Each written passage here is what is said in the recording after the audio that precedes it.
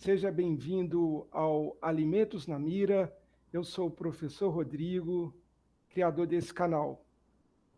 Antes de um produto alimentício chegar até a gôndola dos supermercados, há uma longa e complexa sequência de etapas para que o seu desenvolvimento seja bem-sucedido. Nesse vídeo, o engenheiro de alimentos Gustavo Podadera revelará algumas estratégias que norteiam o desenvolvimento de produtos alimentícios. Gustavo, seja muito bem-vindo ao canal. É uma grande satisfação recebê-lo e muito obrigado por conversar conosco. Imagina, Rodrigo, eu que te agradeço a oportunidade, acho que a gente pode esclarecer alguns pontos importantes, né, da engenharia de alimentos e uma matriz tão importante que é pesquisa e desenvolvimento e manter essa roda girando, né, que a pesquisa e desenvolvimento é tecnologia em cima de tecnologia, então acho que a gente vai ter um aprendizado muito grande aqui. Gustavo, em linhas gerais, você poderia nos contar quais são as ações, quais são as estratégias que as indústrias de alimentos praticam até que uma ideia seja concretizada em um produto que esteja ao alcance do consumidor? Perfeito. Eu vou falar de algumas experiências que eu tenho.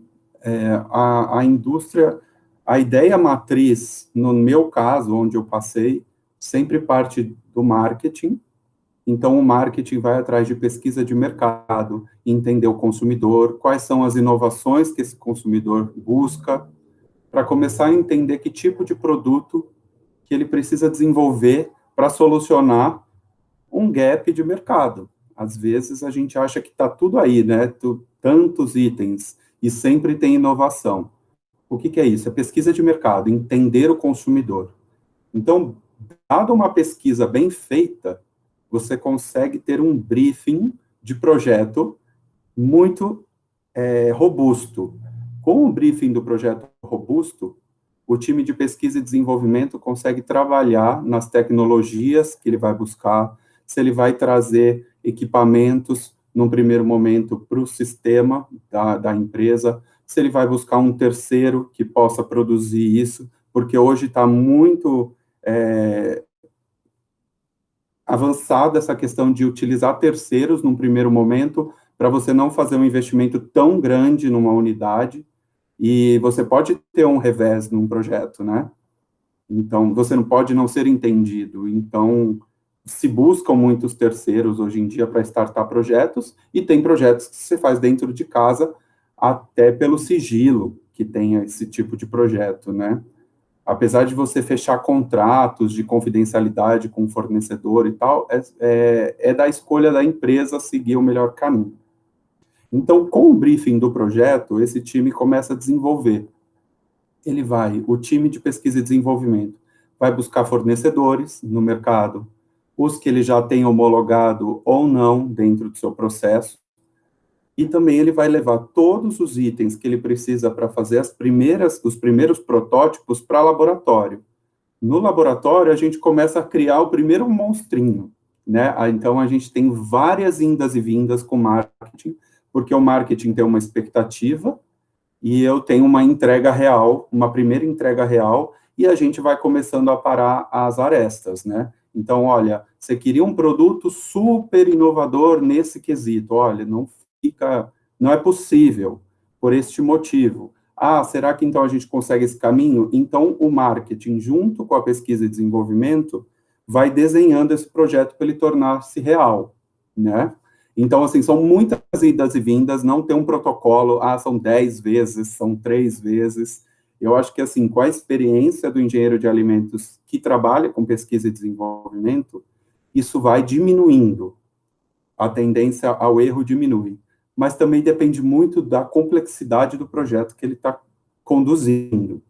Então, com o briefing, a gente começa a desenhar os primeiros protótipos, o marketing começa a fazer as primeiras degustações, até a gente chegar num 2 ou 3 produtos que são modelos para se seguir e para se testar com o consumidor. Porque pode ser que eu, como pesquisa e desenvolvimento, acho o produto incrível, o marqueteiro também.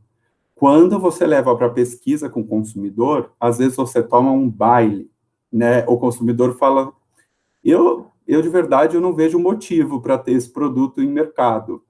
Então, assim, é muito importante você ter mais de um protótipo desenvolvido, por mais que ele não te agrade no primeiro momento, mas ele pode agradar o consumidor. Vou dar um exemplo. Um projeto incrível, um projeto orgânico, lindo, que isso se fala muito no mercado hoje, e você coloca uma embalagem plástica. É lindo o projeto. E aí você esbarra no consumidor que compra orgânico, e você tem que entender esse consumidor, que ele vai te questionar muito a história desse produto estar em plástico. Não tô colocando o plástico como vilão, mas o que eu quero é que você entenda que o cenário tem que ser muito bem entendido. Então, assim, com as 3, 4 amostras que você tem, você leva para pesquisa de mercado. Então, você vai trazer consumidores do produto ou do potencial de consumo desse produto. Você vai sentar numa roda de conversa com eles, né, com formalidades e tal, e você vai debruçar sobre o item e entender quais são os pontos positivos e pontos negativos daquele produto.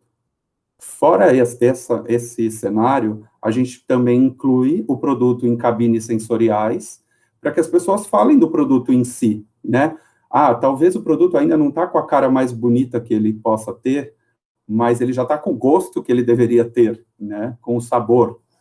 Então, isso tudo vai sendo arredondado e discutido até chegar no protótipo, sem esquecer que desde o início, dentro do briefing do projeto, vem mais ou menos a previsão de custo desse produto para o consumidor. Né? Os projetos, hoje em dia, eles já começam já com um valor. E se você estourar, é muito difícil que você consiga colocar ele no mercado. Por quê?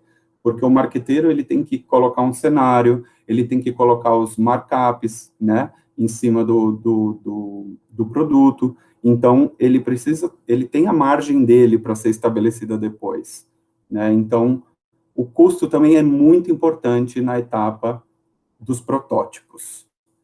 Então, assim, basicamente, esse é o processo macro, o grosso de um desenvolvimento de um produto, tá? Envolvendo também outras áreas, né? A gente envolve qualidade, a gente envolve compras, a gente envolve o time industrial para entender se é possível ou não fazer aquilo na fábrica.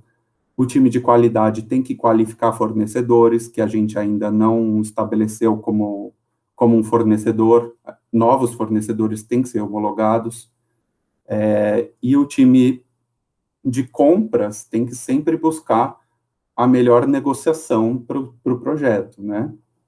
Então, é isso, num primeiro momento.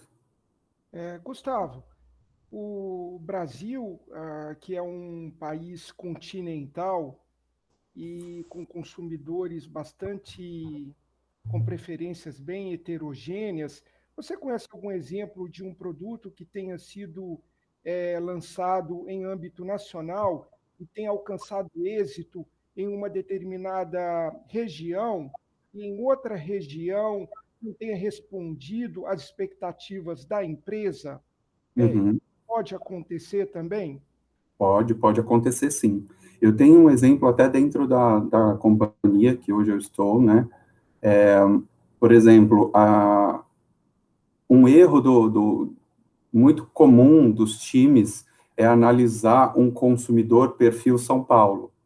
Né? O perfil São Paulo é um time, é uma população de poder aquisitivo maior do que todo o território.